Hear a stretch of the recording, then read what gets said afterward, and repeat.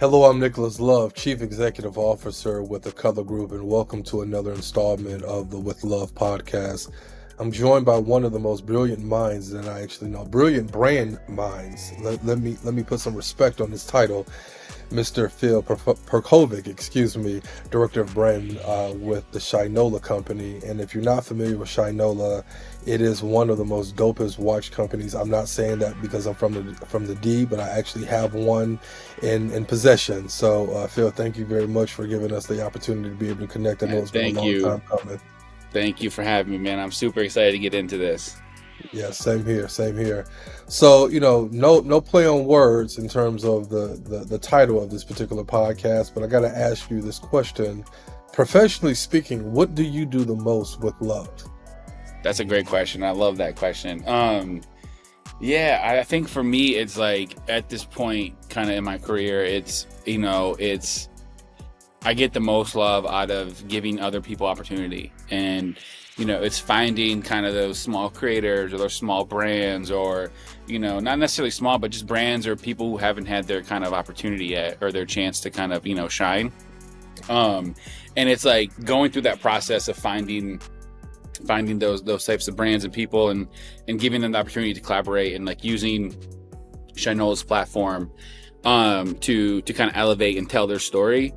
I think that's like, for me, I get the most like joy and love out of that. It's just giving other people kind of their shine. And it's like, I always think about it as like, looking back at myself 10 years ago, like there were a handful of people who gave me my first shot. And I, for me, it's always about just like, all right, how can I keep doing that for others? Mm-hmm. I guess as a follow-up to that, and that's powerful because, it only takes one opportunity Right. to be able to kind of emerge and really showcase what you have the ability to be able to do. As a follow-up, how has Shinola made you better? That's a good question.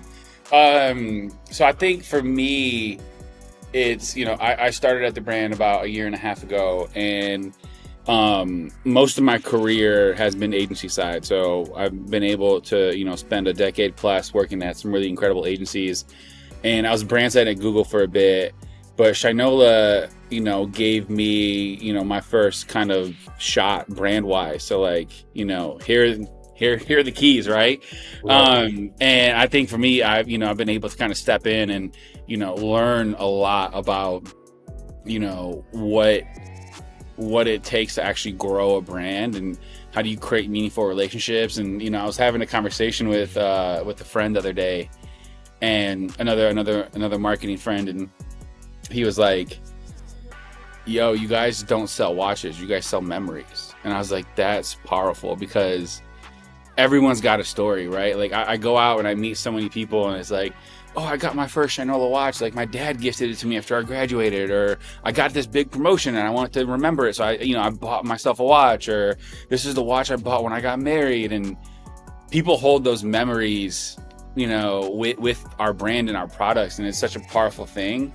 So it's made me better because I realized that like, those are the things and the moments that I'm like fighting for and like championing, right? Every time I'm having a rough day, I always think about that person who told me that like they look at their watch and they're reminded of their father. They look at their watch and they get reminded about their spouse, and they look at their watch and they think about, their journey. And I was like, that is such a powerful thing that I always kind of hold to me, and I'm always thinking about those stories and those people, when we're kind of in the trenches. Yeah, no. Your answer is really a nice and seamless segue, quite frankly, to the next question, because what you just articulated was really the ability to see things outside of black and white, right?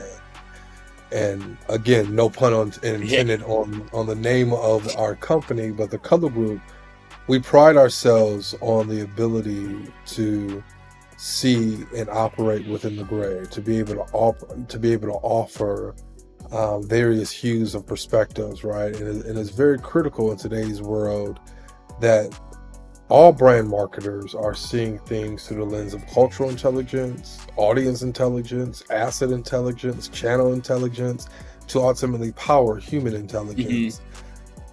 How do you see the world in color?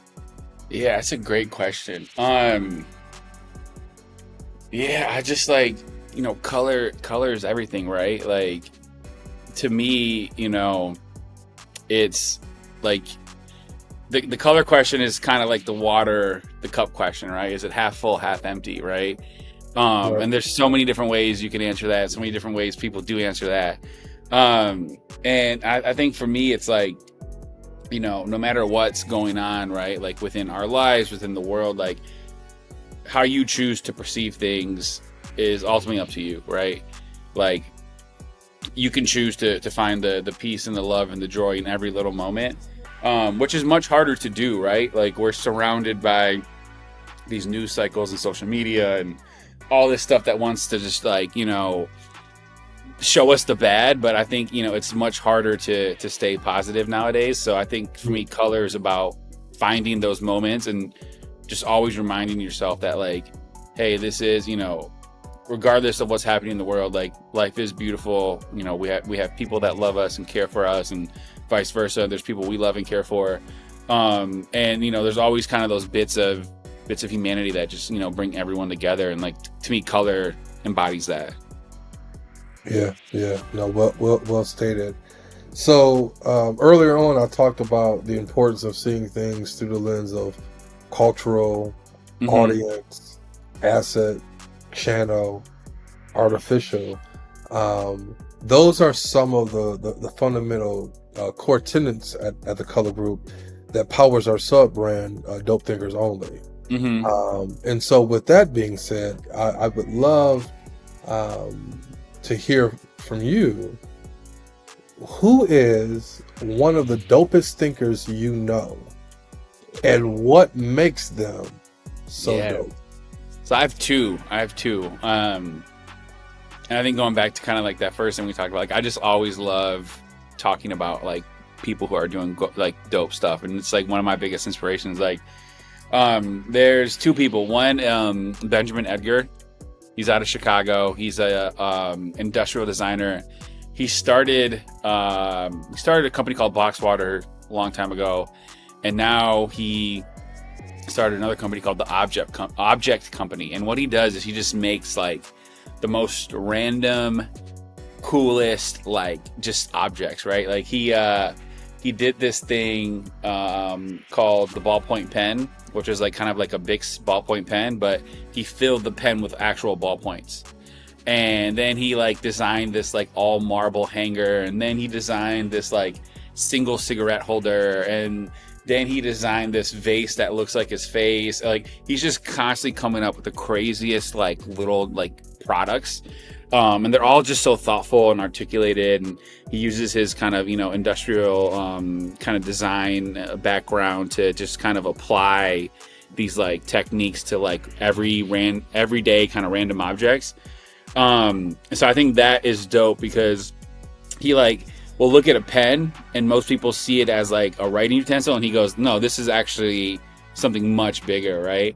And how he applies that to like everyday objects, to me, I think is insane, because like my mind doesn't work like that.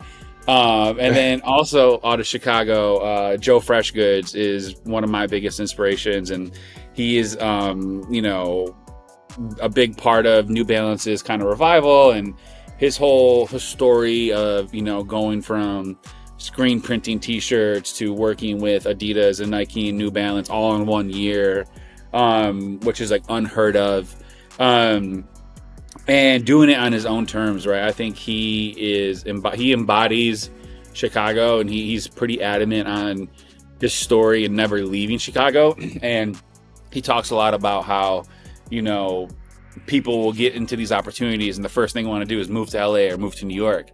And, a lot of his releases and pop-ups, like he does them in Chicago first. Like he has in his contract, like with New Balance, like Chicago has to get this shoe first and then we can roll it out nationally.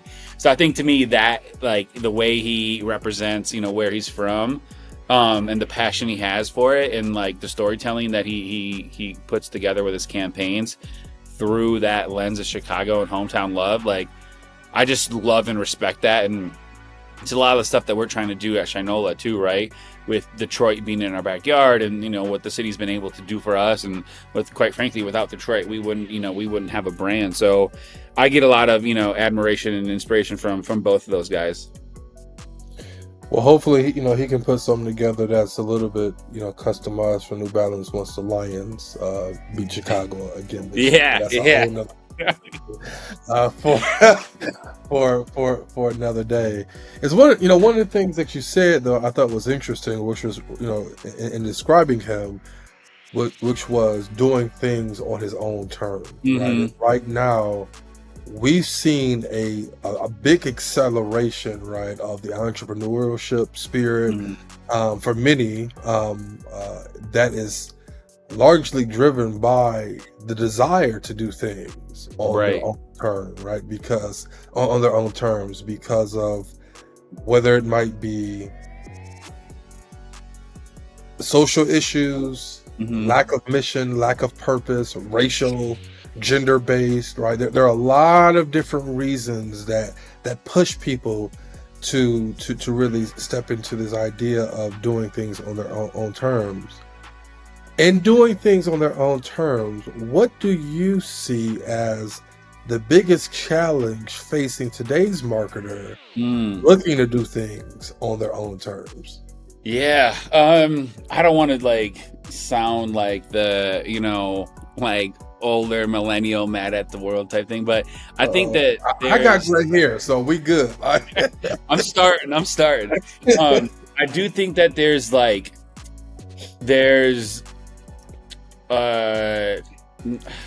I think there's a lack of just the fundamentals. I think because of social media, and again, there's nothing wrong with it, but it's much easier now to get attention, right? Which is great for a lot of creators and brands. I think I read somewhere that there are 39,000 TikTok accounts that have over 1 million followers. So there's 39,000 brands and people that have 1 million followers, which is insane to think about.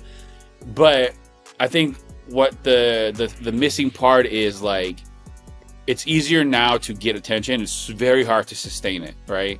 And I think you have these fundamental marketing, brand growing, things that were, Wyden and Kennedy and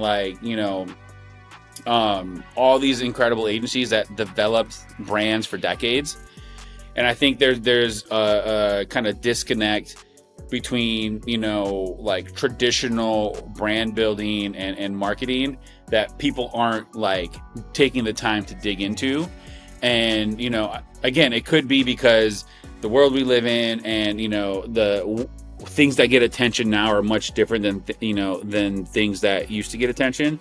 But there's a reason why, you have your legacy brands, the Nikes, the Apples, the McDonald's, the Cokes, because they spent decades solidifying who they are, right? And I think a lot of times you get people in these situations who, I want we need to be popping yesterday, right? They're not taking the time to actually grow and develop and grow with their consumer.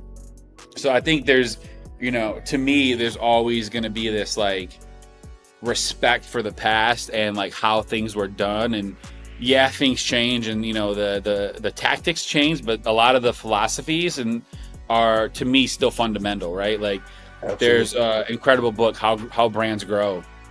And so I actually have a copy back there, and I read it, maybe once a year. And it's just old school block tackle, fundamental marketing, that I think a lot of people are missing. And, it could be a larger issue too, because agencies historically don't pay well. And, if you don't go to ad school, you can't get in. And I do think the social media and Apple and Canva and all these companies, Adobe, have kind of democratized creativity, which is great because now more people can put more things out into the world. But fundamentally learning about advertising, I think, is a thing that doesn't get kind of talked about enough. Yeah. Yeah. Well, I mean, agencies also historically have had a diversity issue as well, right? Very much so. Very much so. And one of the things that I talk very confidently, not, I mean, and many might say, well, Nick, name me something that you don't talk confidently about. But one of the things that I say confidently about, right, particularly as we talk about the color group and our emergence within the space, is that when you think about Black-owned agencies, Mm, you don't think about Black-owned agencies through the lens of intelligence. You right. think about Black-owned Psychology agencies through the marketing. lens of creativity, Yeah. right? And so I'm very intentional, and you've heard me kind of weave this in a few Yeah. different times, right? Around cultural asset, audience, Hmm.